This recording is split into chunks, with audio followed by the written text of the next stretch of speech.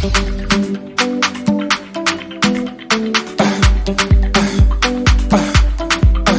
name is Alalade Femi Joseph. I am your personal teacher for the topic communication.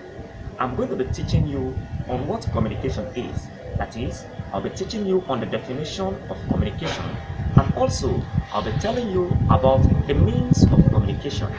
To start with, communication is being derived from the Latin word, which is communicare. Now, let's look at the definitions of communication.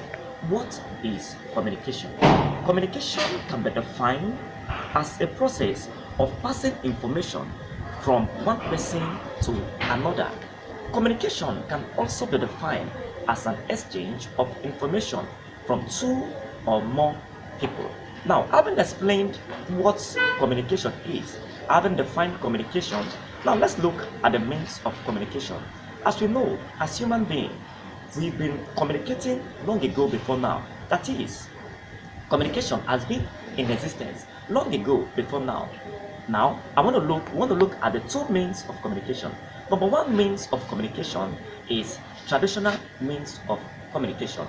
Now, the word tradition means an uncivilized way of talking to each other, of communicating, of passing information from one another. Now, in the olden days, people communicate with each other in a traditional way, not just even the people of old, even up to now. In a remote place, as in an uncivilized community, or in some villages, they still practice this way of communication, which is the traditional means of communication. Now, one of the forms of passing information in a traditional way is the use of town cry. The use of town cry. This means it's a process whereby people in a village or community in a town, they elect somebody or they appoint somebody as a town crier to pass information to others. 12 o'clock, 3 years, Dr. Kazim. 3 to 12 years.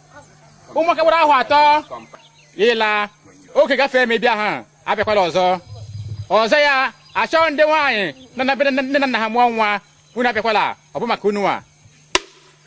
That is number one. Number two is the use of talking drum. Now, people of old, or this is a traditional way of passing information, that is the use of talking drum, whereby people use the drum, the talking drum. By playing the talking drum, they pass information to one another.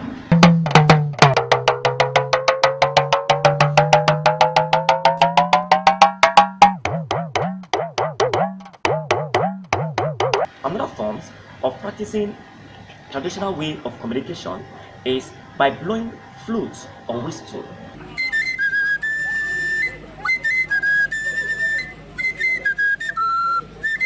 This form is in practice by in traditional way in which some people blow whistle or some people blow flutes in passing information. Some people will be working in the farm.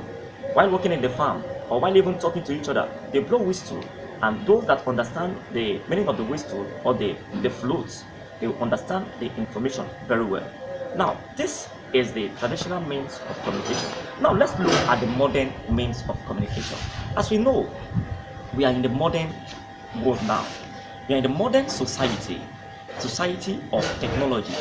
Now, the modern means of communication, one of the modern means of communication is number one, through television.